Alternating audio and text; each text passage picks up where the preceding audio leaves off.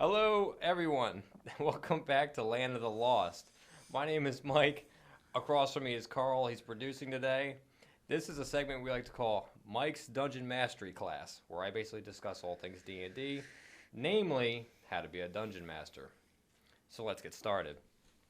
Now, for those of you that may not be in the know or may not have played D&D, what is a dungeon master? Well, a dungeon master is a rule keeper, the narrator, and pretty much the referee. They're the person that holds it all together, tells you what the story is, basically walks the players through the campaign. Now, there's a lot of people that DM, and there's a lot of people that do it differently. So I'm going to share my personal experiences as well as give advice on some of the things I've gone through and some of the things that I've seen. Now, Carl can vouch for me. He's been in a couple of my campaigns in the past. Now I'm pretty confident in how we do it, to be honest, which is why we're here. Yes, confident in that we haven't done it in how long? Since the pandemic. It's been years. Since the pandemic. Probably since before the pandemic. Just before. The last time I was at your house was, I think, before Kate lived there. So before you got married. Yeah. So before the pandemic then. Yeah. Because I got married during the pandemic. But anyway, so what I've constructed here is a number of rules, a number of kind of like not even rules, like kind of like a guideline to how to be a DM, and this is mostly for starters and people who are just coming back into the fold. One of the things that I've noticed personally is the DM can kind of make or break a campaign. So it's really important, in my opinion, to really nail it down. And you don't have to be perfect. You don't have to be, the best DM the world's ever seen. Really, it's just a matter of a couple of key points. First of which, know your audience. Now, typically, when you play with a group of friends or people you're meeting with the first time, it's usually a good idea to feel out who they are and what they like in their campaigns. Some people are heavy into role play. Some people like to explore. Some people like to do other things besides the narrative. As it is a role-playing game, that kind of comes natural. For people who are combat heavy, you might want to spice it up and add more battles or more encounters, things of that nature. Excuse me. So, how do you go about doing that? Well, it's a couple different ways. If you know somebody, one of your players is real big into role play, role play with them. Let them interact with NPCs, people in the world. Let them encounter things that they can interact with. Kind of make it lively. One of the things I did for my homebrew, which I called Eternum, Carl will remember this. I set the stage initially where, what in God's name I'm is just that? trying to, because Why I'm don't you looking just at do OBS it? and I can't see my face. And I like that sound. I'm like talking, all I hear is. what was that about Eternal? So I don't really remember anything about Eternal. you weren't there for the second go around, but like the first go around before the pandemic, long before the pandemic, actually, a couple of years before. Do you remember how I kicked it off? How I basically Absolutely not. Okay. Oh, so was that the futuristic one or was that the other one? that was the fantasy one. Oh yeah. That was the that was fantasy the one. first one we did, right? Or no, the first one we did was out of that book. No. The first one we did was Lost Mine of Fandelver. Mine was my. Wasn't that the my one you brought homebrew. with you? Yes. Yeah. So I have that here as a Okay. visual aid Yeah. today. We've got visual aids today, people. Yeah. Look, I even got this guy. We're getting better. Look. You know what else we need? He's feisty. We need a logo for this show. Hell yeah, we got a logo right here. Yeah, boom. No, Look at that. no, because Fancy. Calvin made his own logo Oh, did he? for his own show. Yeah. Oh, I didn't finish watching that. I gotta look. All right, so hold on. Going back to that. So Yeah, go watch Calvin's show. One shot. yeah, watch One Shot. It's already out on YouTube and Spotify. Yeah. Yeah, we're on Spotify, Apple Podcasts. I haven't put it on like Samsung and all that because I might put it on like Amazon. Because there's some podcasting things on there that I've never heard of. It doesn't hurt. I might just hit automatic and just let it just go to everything. Right, yeah. Just upload it to, never mind, I'm going to shut up. So anyway. Upload it to Pornhub. Honestly, I don't think they would mind. I don't think they would either. After what happened with the Minecraft Let's Plays. Jesus Christ. All right. Do you remember that? No. We should really stop talking about that. Yeah, we're going to move on. So anyway, back to being Sorry, Eli. Yeah, right. So back to being a DM. Wow, that sidetracked really quick. So back to my homebrew. So essentially, what went down was I started the campaign where they were traveling on this road, the party, and I basically said, oh well, they walked by a couple of apple trees. Well, for a player who wants to role play, especially if it's like extensive, they may take advantage of the situation and be like, oh well, I want to pick some apples. No problem. Apples are good for you. They restore some of your health points, just like most, if not all, foods in the world. Whatever. Hey, pick some apples. The player may ask you, though, how many apples can I pick? Now, this is where it gets interesting. Yeah, I'm sorry, I froze. I looked at something. You're fine. So, here's how you do it. You have them roll. You use dice for everything else in the campaign. You might as well use it for interactions and encounters like this. It's something simple, something small. They could roll the dice and be like, oh, I see 8 apples. Be like, okay, well, you can pick however many you choose as long as it doesn't exceed 8 because that's all there is. So that player gets that opportunity to interact with the world off the get-go and add some items in their inventory. So, little things like that can go a long way with the player base. If somebody's combat heavy, add random encounters.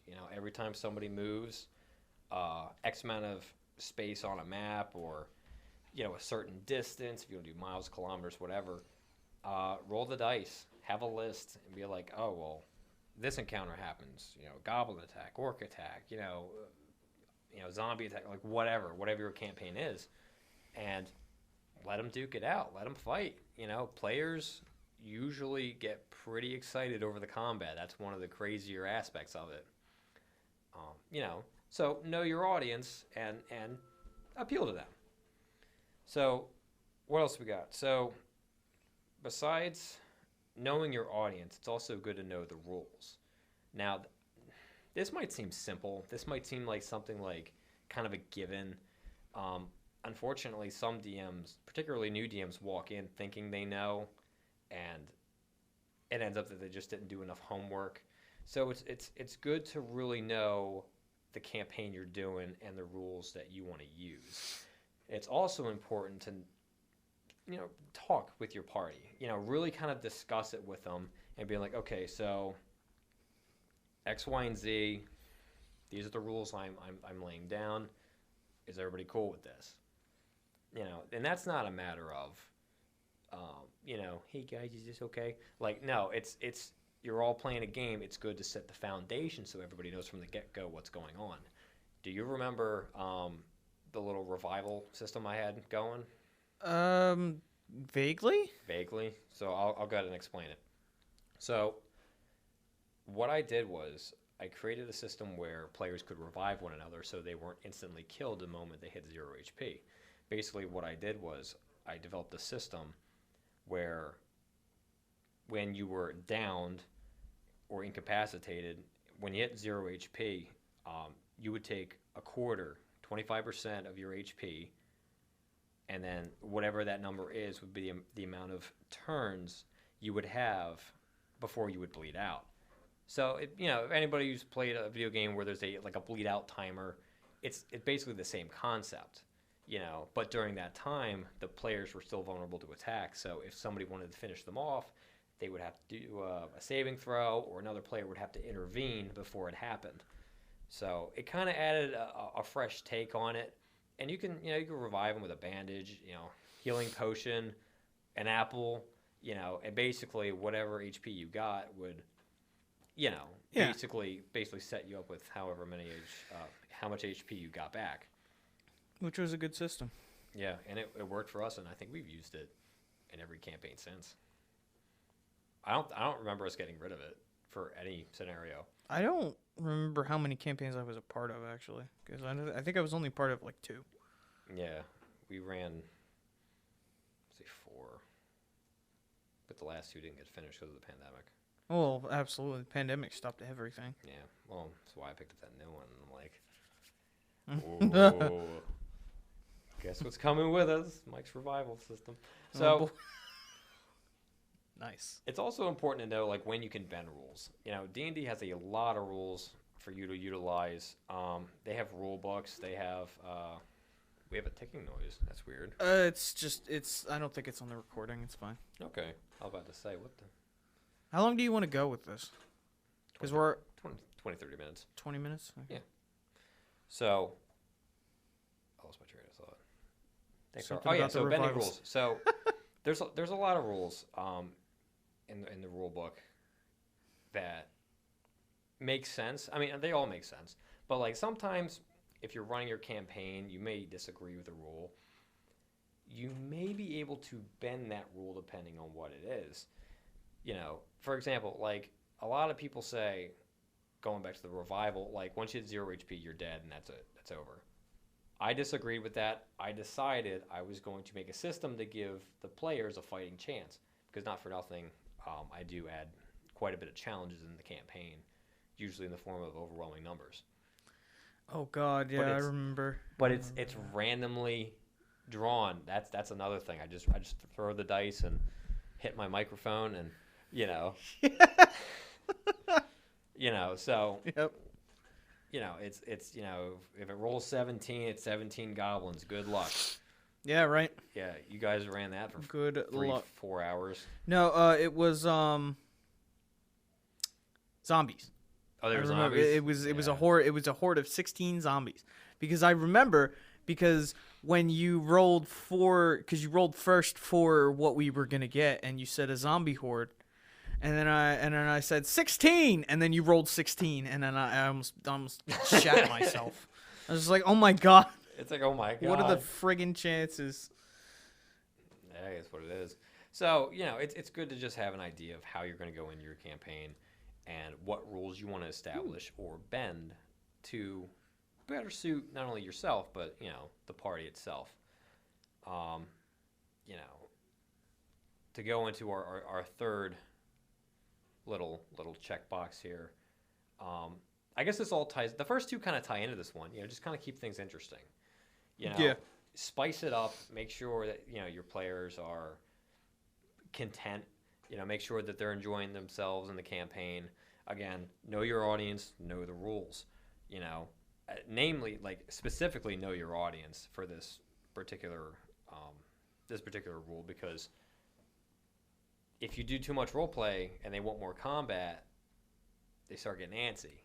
If you do too much combat but not enough role play, or not enough exploration, like if you start to railroad them a little bit, they start to get a little bored because they want to kind of dive deep into it. So, just keep it interesting. Throw something at them occasionally. Spice it up. You can do that in any kind of way. I mean, just make something up. You could be like, oh, there's a random wolf in the woods. It's friendly. If they're a druid or a ranger, they might be able to tame it and make it an animal.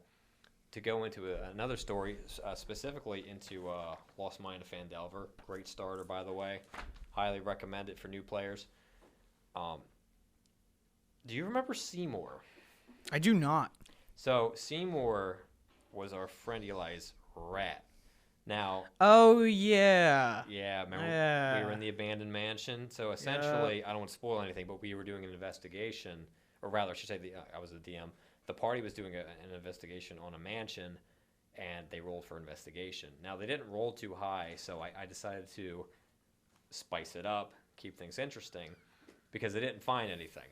So I was like, it's dusty, it's old, it's decrepit, there's a rat going on the floor, just scurrying, doing its little thing. And our friend jumped up and was like, I want to tame the rat. Yeah, I remember that. And I was like, can you do that? And he had like a spell or something. He had something special for it. Like it wasn't just, oh, I want to tame a rat. Like he was like, no, I want to make it my companion by doing something to it. And I was like, okay. Let me see your sheet. So I looked it over and I'm like, yeah, he has this ability. So I was like, okay. Whatever. You have a pet rat now. Woo! And he named him Seymour. What made it even crazier was he had some other ability where like he had God, I wish I could remember the name of it. But he had something where like he could train it if he spent enough time with it. Like he spent hours Interesting. in the world each day training it. Now I'm thinking, excuse me, I'm thinking it's like, oh, he's going to train it in strength, increase its attack, maybe its dexterity so it doesn't get hit so much because a rat's not really powerful. Yeah. He trains it in intelligence. He trains a rat In intelligence. in intelligence. I mean, that's not. It's not that out of there. It's not. Out See, there. that's the thing about D&D. You get like random stuff like this from players where people just do whatever, And you just have to go. Okay. you can't say no because then you're kind of a jerk. Like it's one of those things where it's like he's not hurting anything, he's not breaking the game. I don't have a valid reason to tell him no, so It's one of the things that makes you question who your friends are, right and what they're right. doing. I just wanted to give you guys a campaign. You're collecting rats and shit. Yeah, and you're just kicking over trash cans and shit. This ain't Pokemon. What is Being this? a menace. You're being a menace. You're not playing the game correctly. Not for. Well, that's the thing. Like, it's not like he was not playing it correctly.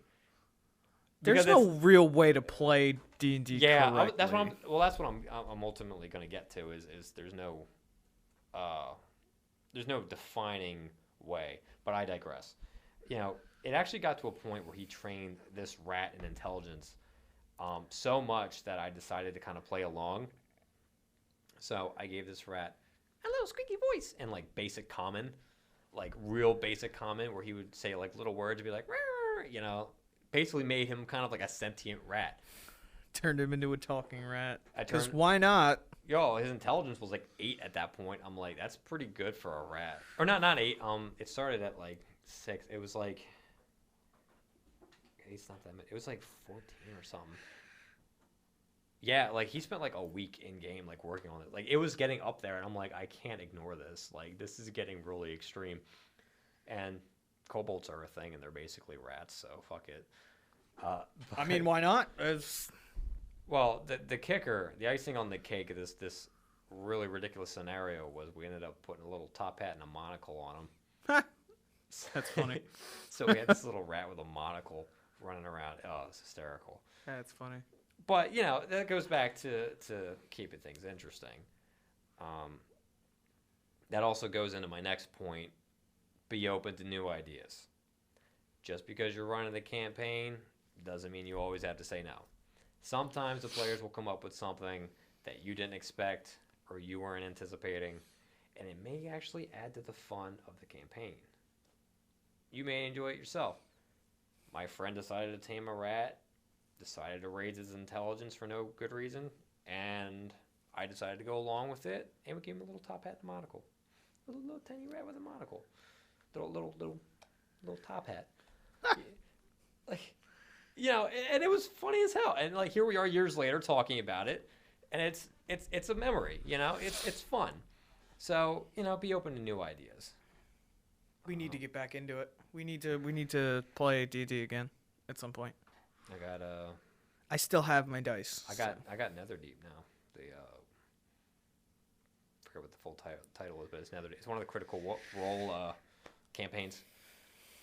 I was really stoked for 44, 45, and that never happened. So. Well, we might bring that back. That's another homebrew I was working on. A Dungeons and Dragons game based in World War II. Yeah. I'd say yes. Yeah. I need the resources to pull it together to do it correctly, though. That's why I put it on a bit of a freeze. It wouldn't take me that long to bring it back conceptually, but like the way I want to execute it is very precise. But back to what you were saying about D&D dungeon masters being dicks. Right. So, I guess the last point I have is to kind of know when to draw the line. So I just went on and explained some of the ridiculous stuff that goes on in D&D, be it your idea or a player's idea. Ultimately, you gotta draw the line somewhere. Like, sometimes a player will want to, cast a spell that they don't have access to. Oh, well, it's in my class. Well, you have to reach a certain level.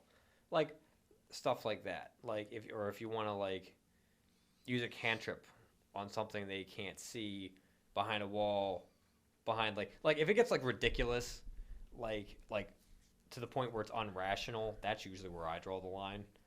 I mean, not that a talking rat is rational, but, once you start hitting the point of absurdity, and or worse, when it starts breaking the game. Like with the spells we were using. The spells I was using was just bonkers. I was a 6'8" orc, 350 pounds of just muscle. There's a good way to break the game, and there's a bad way to break a game. I'm talking about the bad way to break a game. Your way is fine because it was legal. It was completely fine. But, like, ultimately, it's not really OP magic skill. The bottom line is you don't want to break your campaign. Try to keep a flow going. Just the players will try to one-up you every time. Don't let them get too out of hand. But all the same, still be open to new ideas and have fun with it. To wrap up, if your players aren't having fun, you're doing something wrong. Again. But also, if the players might try to take advantage of you, that's when you put your foot down. Well, that goes to knowing to draw the line. Yeah. I like that noise as my soda. I'm sorry. Oh, this is what you get when you watch us. This is what you get. Right, I don't know if I'm going to upload this raw, but... Is there a gas leak in here? No, it's just my soda. No. It's just my soda. So, but when you're a DM, though, you are in charge of the situation. You are expected to have a matter of etiquette. Again, if your players aren't having fun, switch it up. That's all I can say. Like, again, they're into combat, give them some combat. Humor them.